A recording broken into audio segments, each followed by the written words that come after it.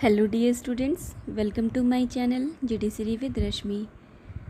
आज की वीडियो में हम भारतीय दंड संहिता 1860 के अध्याय 4 सेक्शन 84 के बारे में जानेंगे। सेक्शन 83 तक अगर आप पढ़ना चाहते हैं तो हमारे चैनल के प्लेलिस्ट में जाकर आप सेक्शन 1 टू सेक्शन 83 तक बहुत आसानी से समझ सकते हैं और बेयर एक्ट की बेसिक कॉन्सेप्ट अपने अंदर विकसित कर सकते हैं। बेयर एक्ट हमारी सफलता में हमारे मतलब कि अगर आप लॉ ग्रेजुएट्स हैं और लॉ से रिलेटेड आप कोई भी कंपटीशन की तैयारी कर रहे हैं तो ऐसे हम सभी के लिए बेयर एक्ट सफलता की कुंजी है, क्योंकि जब तक बेयर एक्ट पे कमांड नहीं होगा सिली मिस्टेक्स होते रहते हैं। क्योंकि प्री वाले जो क्वेश्चंस होते हैं जैसे प्रिलिमिनरी टाइप एग्ज़ाम जहाँ पे होते हैं जिसमें ऑब्जेक्टिव क्वेश्चंस पूछे जाते हैं वो तो 50% क्वेश्चन उसके ऐसे होते हैं जो direct bare act index based यानी सेक्शन बेस्ड ही होते हैं। ये सेक्शन किससे रिलेटेड है और जैसे 84 आज हम पढ़ने वाले हैं। 84 जो है वो विकृत चित्त व्यक्ति का कार्य, तो विकृत चित्त किससे रिलेटेड है, इस तरीके से सीधे सीधे क्वेश्चन पूछे जाते हैं। तो इसके लिए बेयर एक्ट का हर सेक्शन पे कमांड होना आपका बहुत ही ज़रूरी है। हमने ये पूरा प्रयास किया है कि हम आपको बेयर एक्ट बहुत आसानी से समझा सकें। वीडियोस उम्मीद करते हैं कि आपकी लाइफ में वैल्यू ऐड कर रहे हैं, और अगर वैल्यू ऐड कर रहे हैं तो आप प्लीज़ वीडियोस को लाइक शेयर एंड सब्सक्राइब भी करते रहिए, जिससे मेरा हौसला बढ़ेगा कि मैं और आगे और अच्छे से कंटेंट डिलीवर कर पाऊँ। So thank you. चलते हैं हम सेक्शन 84 की तरफ, जो बताता है विकृत चित्त व्यक्ति का कार्य।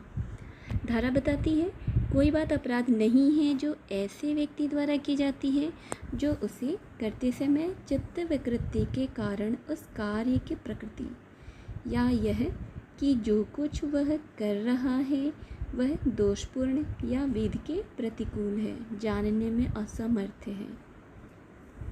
इसको हम ऐसे समझते हैं, सबसे पहले विकृत चित्त यानी पागल व्यक्ति कह सकते हैं।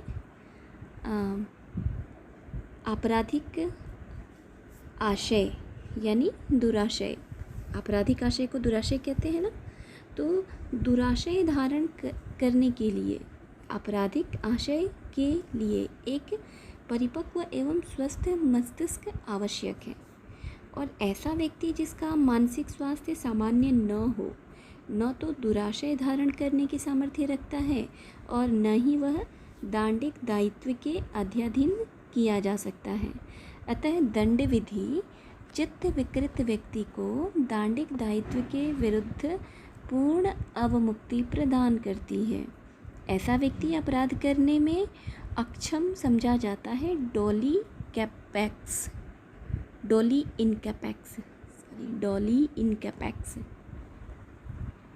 इनकैपेक्स के बारे में हमने सेक्शन 82 में भी पढ़ा था। डॉली इनकैपेक्स का मतलब होता है अपराध करने में अक्षम। सेक्शन 82 में यह बताया गया है कि 7 वर्ष से कम का अगर बालक है और उसके द्वारा कोई ऐसा कार्य हो गया है जो कि सामान्य अवस्था में उसे अपराध समझा जाएगा, तो 7 वर्ष से कम के शिशु को उस अपराध से मुक्त रखा जाएगा, उसे पूर्णतः संरक्षा प्राप्त होगी।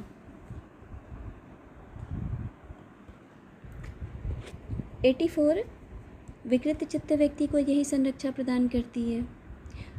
अस्वस्थ मस्तिष्क धारक अच्छे तथा बुरे का विभेदन नहीं कर सकता है।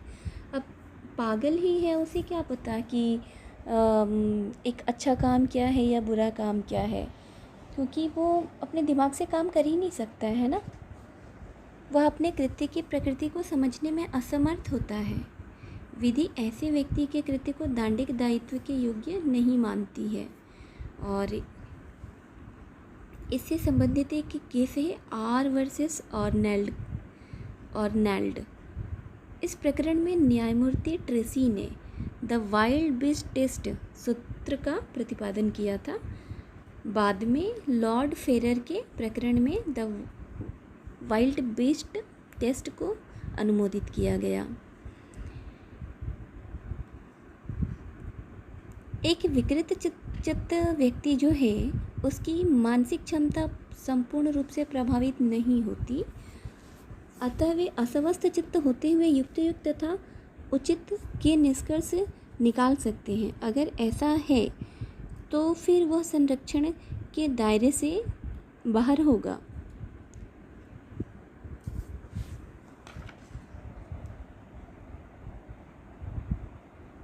इसको ऐसे समझ सकते हैं कि दोषपूर्ण अथवा विधि के प्रतिकूल कोई कार्य है,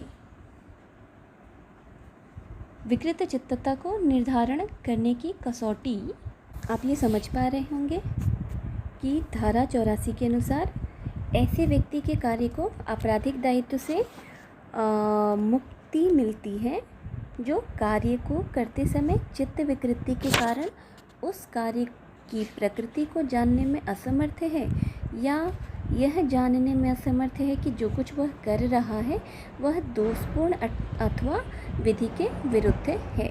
इसकी समझ उस व्यक्ति में अभी नहीं है। तो और यह समझ क्यों नहीं है? चित्त विकृतता के कारण। इसको ऐसे समझ सकते हैं कि एक व्यक्ति ए पागलपन के असर में बी को जान से मारने का प्रयास करता है और पागलपन के दौरान कोई भी व्यक्ति अपने द्वारा किए गए कार्य की प्रकृति को समझने में या अपने कार्य की प्रकृति को समझने में या यह समझने में असमर्थ होता है कि उसके द्वारा किया गया कार्य दोषपूर्ण है अथवा विधि के विरुद्ध है। तो यहाँ पे ए व्यक्ति को धारा 84 के अनुसार आपराधिक दायित्व से मुक्ति प्राप्त होगी।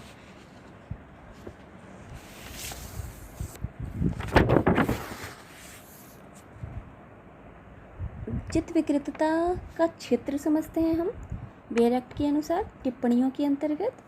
किसी मानसिक रोगी से पीड़ित होने के लिए अभिकथित व्यक्ति से आपराधिक दायित्व से मुक्त नहीं किया जा सकता और भार अभियुक्त पर विशेष साक्ष्य द्वारा यह साबित करने के लिए होगा कि वह ऐसे मानसिक रोग से पीड़ित है कि उससे कार्य के परिणाम को जानने की प्रत्याशा नहीं की जा सकती।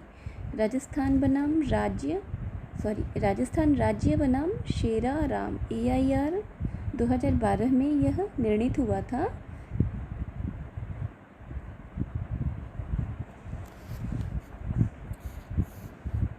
इसमें यह कहा गया कि उस समय जिस समय किसी व्यक्ति ने कोई अपराध किया उस वक्त वह मानसिक रोग से पीड़ित था और उस वक्त उसे उस कार्य की प्रकृति और परिणाम की समझ नहीं थी, तो यह साबित करने का भार अभियुक्त पर होगा। उसे यह साबित करना होगा कि वह ऐसे रोग से पीड़ित है और कार्य करते समय कार्य के परिणामों को जानने की प्रत्याशा उसके पास नहीं थी।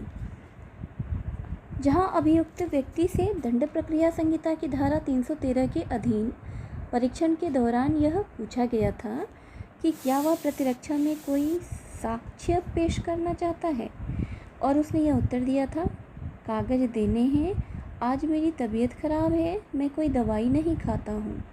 तब ऐसा नहीं कहा जा सकता कि उसने चित्त विकृति का अभिवाद किया है। तथापि चित्त विकृति का परीक्षण अपराध कारित किए जाने के समय किया जाता है और न कि कभी कभी होने वाली मानसिक अस्वस्थता का। यह निर्णय दिया गया था उत्तरांचल राज्य बनाम कुंदनलाल 2007 के बाद में। यदि अपराध कारित करते समय अभियुक्त यह जानता था कि वह विधि के विरुद्ध कार्य कर रहा है तो ऐसा होने पर वह दंडित होगा, तब उसे उचित या युक्तियुक्त उन्मुक्ति प्राप्त नहीं होगी।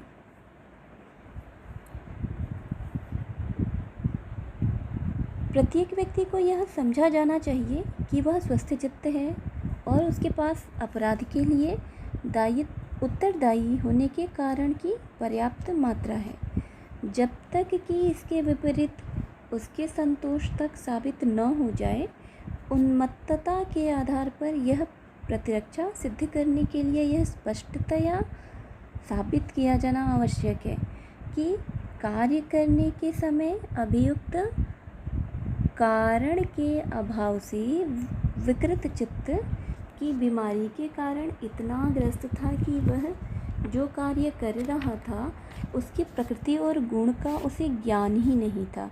आर्बनाम मैकनॉटन के बाद में यह निर्णित किया गया था। यह बहुत ही फेमस केस है सेक्शन 84 का, आर्बनाम मैकनॉटन। प्रीलिम्स के एग्ज़ाम में सीधा सीधा ये क्वेश्चन पूछ दिया जाता है, आर्बनाम मैकनॉटन या सिर्फ मैकनॉटन, मैकनॉटनवाद भी बोला जाता है। मैकनॉटनवाद किस धारा से संबंधित है बस, या मैकनॉटनवाद कंडीशंस दे देगा कि किससे संबंधित है, तो चित्त विकृतता, मैकनॉटन यानी चित्त विकृतता से संबंधित है।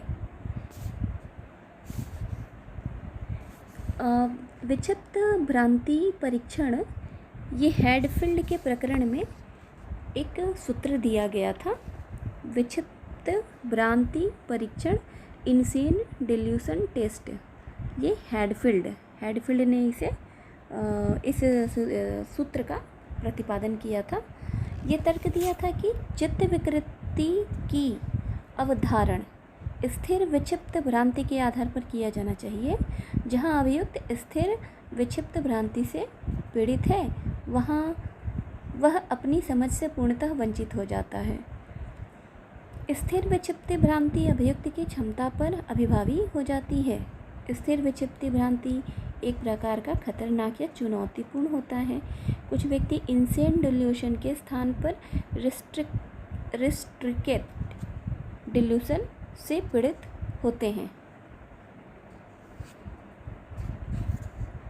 ऐसे व्यक्ति की मानसिक क्षमता संपूर्ण रूप से प्रभावित नहीं होती, अतः वे अस्वस्थ चित्त होते हुए भी युक्त तथा उचित के निष्कर्ष निकाल सकते हैं।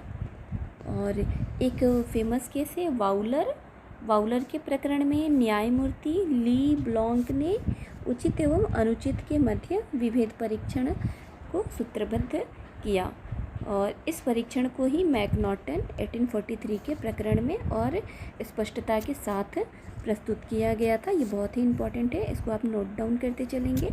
मैकनॉटन 1843 के प्रकरण में अभियुक्त डोमिनियल मैकनॉटन को तत्कालीन ब्रिटिश प्रधानमंत्री सर रॉबर्ट पील के निजी सचिव डूमंड की हत्या के लिए विचारित किया गया था। यहाँ पे अभियुक्त को ये भ्रम था कि सर रॉबर्ट पील ने उसे क्षति पहुँचाई थी। वह डूमंड को रॉबर्ट पील समझकर उसने डूमंड का वध कर दिया, और चिकित्सकीय साक्ष्य से यह स्पष्ट हुआ कि अभियुक्त मानसिक दिग्भ्रम से ग्रस्त था, फलतः वह आत्मनियंत्रण की शक्ति से वंचित था। अभियुक्त दोष मुक्त कर दिया गया। इस विनिश्चय के विरुद्ध तीव्र प्रक्रिया हुई। हाउस ऑफ लॉर्ड ने मामले को 15 न्यायाधीशों की एक पीठ को संदर्भित कर दिया।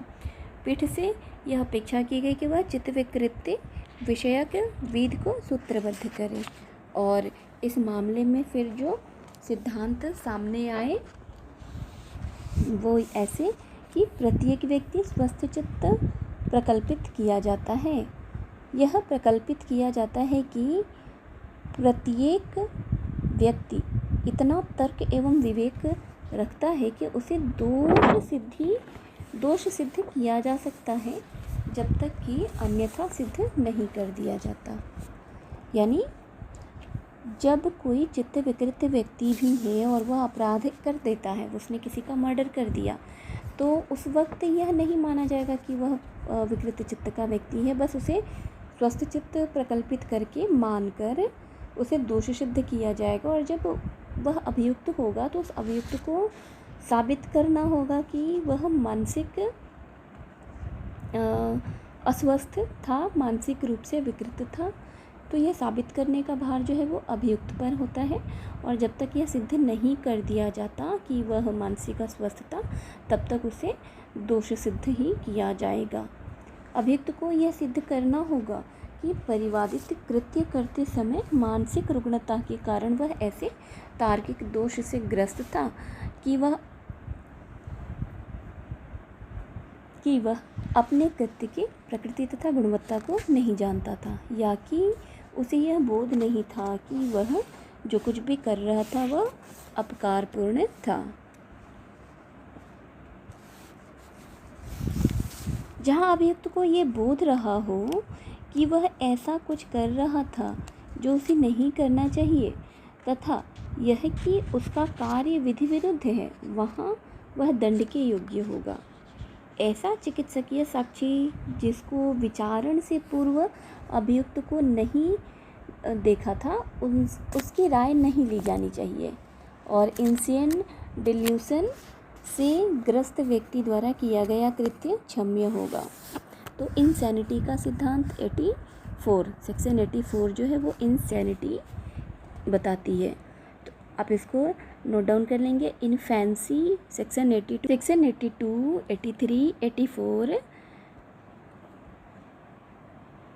Incapable of committing an offence की बात करता है, जहाँ पे 82 और 83 यह उम्र से संबंधित बचाव देता है। वहाँ 84 जो है वह मानसिक उन्मत्तता से संबंधित बचाव देता है।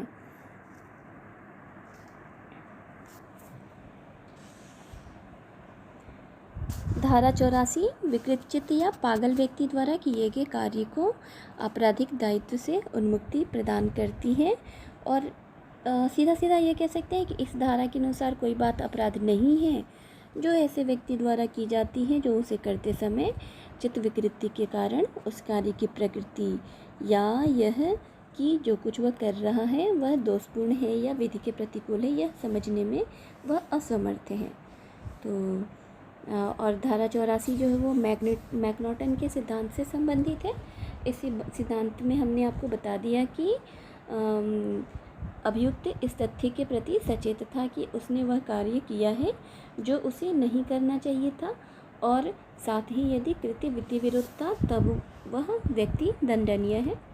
मतलब अभियुक्त को इस बात की समझ नहीं थी। और मैकनॉटन का सिद्धांत विकृत चित्तता का बचाव लेने हेतु कृत्य की प्रकृति तथा गुण दोनों बातों को साबित किया जाना आवश्यक है। कृत्य की प्रकृति और गुण दोनों बातों को साबित करना जरूरी है, जबकि भारतीय दंड संहिता में केवल कृत्य की प्रकृति पदावली का प्रयोग हुआ है। भारतीय दंड संहिता कृत्य की प्रकृति पर विचार करती है, लेकिन मैकनॉटन के सिद्धांत में कृत्य की प्रकृति और गुण दोनों पर बल दिया गया।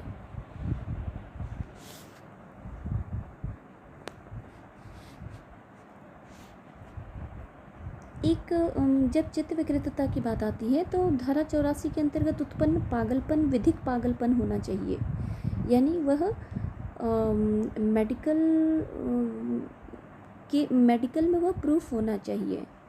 विधिक पागलपन उस पागलपन को कहते हैं जो कार्य करते समय उत्पन्न हुआ हो या मौजूद हो, यानी कार्य करते समय उसकी मानसिक अस्वस्थता प्रकट होनी चाहिए।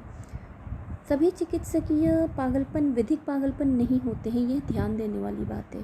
केवल वही चिकित्सकीय पागलपन विधिक पागलपन की श्रेणी में आ सकता है जिनमें अभियुक्त कार्य कारित करते समय मानसिक रूप से विक्षिप्त हो। एक फेमस केस है श्रीकांत आनंद राव भोसले बनाम महाराष्ट्र राज्य। इसमें हुआ ये कि यह है तो धारा 84 से संबंधित। इस प्रकरण में अभियुक्त को धारा 84 के अंतर्गत लाभ प्रदान किया गया था और यहाँ पे विधिक पागलपन का उसे बचाव मिला था। चिकित्सकीय पागलपन का बचाव मिला था।